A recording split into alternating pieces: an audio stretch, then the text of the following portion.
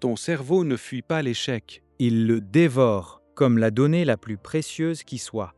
Chaque erreur n'est pas une fin, mais une activation intense de circuits neuronaux conçus pour une seule chose, apprendre et optimiser ta survie. C'est la programmation la plus ancienne et la plus puissante de ton système, et pourtant, tu continues de la percevoir comme un obstacle. Dans les 15 prochaines minutes, tu vas comprendre le mécanisme neuronal exact qui te permet de reprogrammer ta réaction face à l'échec, transformant la peur paralysante en curiosité scientifique. Nous allons démystifier comment le recadrage cognitif ne se contente pas de changer ton état d'esprit, mais modifie littéralement tes voies neuronales, te faisant passer d'une réaction émotionnelle instinctive à une analyse stratégique qui décuple ta productivité et ta résilience. Commençons par le commencement. Lorsque tu fais face à ce que tu perçois comme un échec, la première réaction de ton cerveau est archaïque. L'amygdale, cette petite structure en forme d'amande nichée au cœur de ton système limbique, s'allume. Elle interprète l'échec comme une menace, une perte potentielle, une atteinte à ton statut, une menace pour tes ressources. C'est la même région qui s'active si un prédateur t'attaquait, déclenchant une cascade de stress, cortisol, adrénaline et une contraction de ton champ de vision mental. Tu te sens paralysé. Ton corps et ton esprit sont prêts à fuir ou à se battre contre un ennemi invisible. Mais voici le tour de force. Cette réaction n'est que la première couche d'un processus beaucoup plus sophistiqué. Au-dessus de cette réaction primaire se trouve le cortex préfrontal, le siège de ta rationalité, de ta planification et de ta prise de décision. Ce que la neuroscience nous révèle, c'est que la puissance n'est pas dans l'évitement de l'activation amygdalienne. Ce serait impossible et même néfaste, mais dans la maîtrise de sa modulation par le cortex préfrontal. Des travaux comme ceux de Oxner et Gross, dès 2002, ont clairement démontré comment le simple acte de réinterpréter une situation émotionnellement chargée active des régions du cortex préfrontal qui modulent l'activité amygdalienne. Ce n'est pas une suggestion psychologique, c'est une réalité neurologique mesurable. Ton cerveau est équipé d'un interrupteur qui peut transformer le signal d'alarme de l'amygdale en un signal de curiosité exploratoire. Pense à un système de navigation complexe. Quand tu prends un mauvais virage, la voix ne panique pas, n'insulte pas ton sens de l'orientation. Elle dit simplement « recalcul du trajet ». Elle interprète l'écart comme une nouvelle donnée pour optimiser le chemin restant. Ton cerveau peut faire exactement la même chose. Le véritable échec n'est pas le résultat inattendu, mais l'incapacité à engager ton cortex préfrontal pour recalculer. La prochaine section va te montrer à quel point cela change absolument tout. Et c'est ici que la transformation devient explosive. Imagine un instant la différence entre deux scénarios professionnels. Dans le premier, tu soumets une proposition majeure, elle est rejetée. Avant, cette nouvelle serait un coup de poing à l'estomac. Ton amygdale hurlerait à l'incompétence, au risque, à la honte. Tu serais tenté de te cacher, de remettre en question ta carrière, de procrastiner sur la prochaine tâche.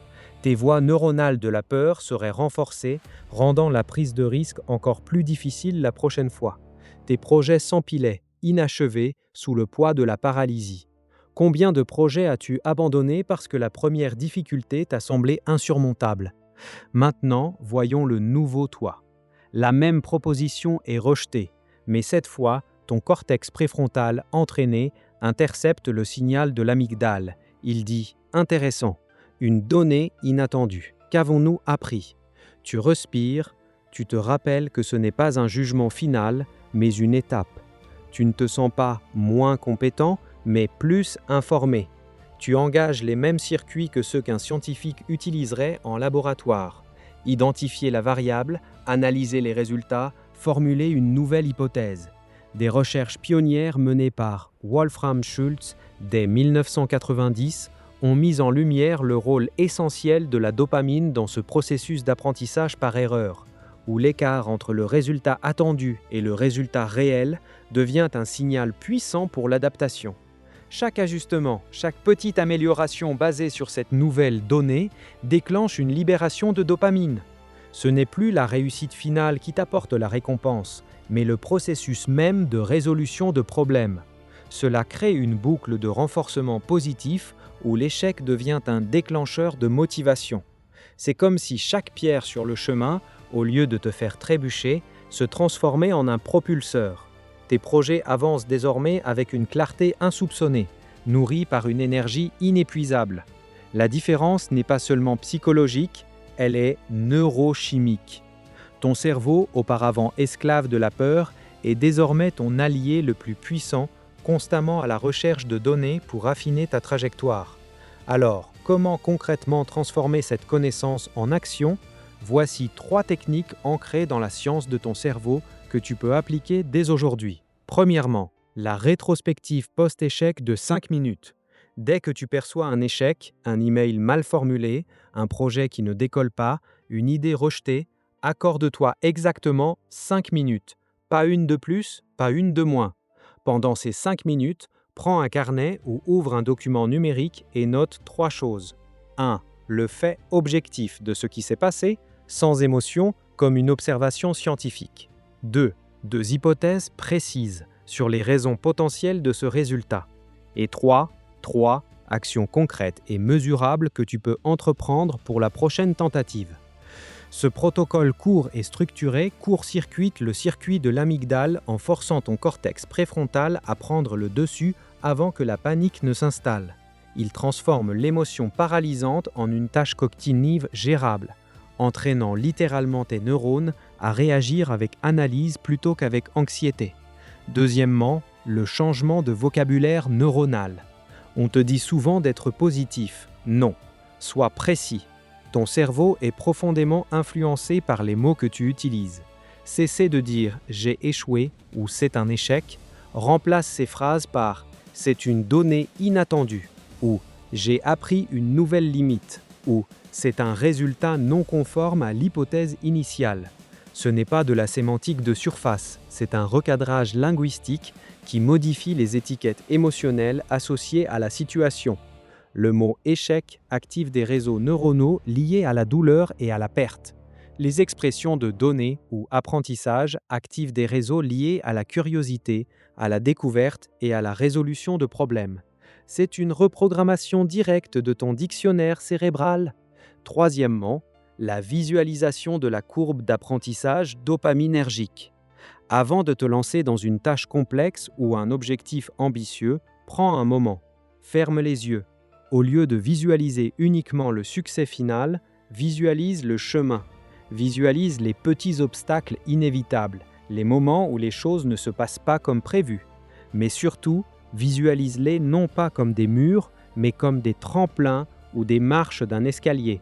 Imagine la satisfaction, le petit rush de dopamine, non seulement lorsque tu atteins ton objectif ultime, mais à chaque fois que tu résous un de ces problèmes imprévus. Cette anticipation prépare ton cerveau à interpréter ces moments comme des opportunités de renforcement, pas de défaite.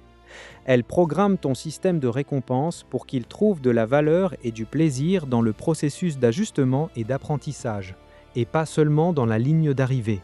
Prends un instant, pense à un défi actuel, imagine cette courbe, sens la tension se relâcher un peu. Tu vois, tu n'es plus quelqu'un qui subit l'échec. Tu es un architecte neuronal, un scientifique de ta propre expérience. Tu comprends que la peur n'est qu'un signal et que tu as les outils pour le rediriger. Tu ne réagis plus au hasard des événements. Tu manipules consciemment tes circuits cérébraux pour transformer chaque obstacle en un tremplin. C'est une immense libération, une compréhension profonde de la façon dont ton esprit et ton cerveau collaborent pour t'amener vers tes objectifs. Tu ne travailles plus contre les réactions instinctives de ton cerveau, mais tu les orchestres avec une précision chirurgicale. Maintenant que tu as déverrouillé ce pouvoir fondamental de ton cerveau, ne reviens jamais en arrière.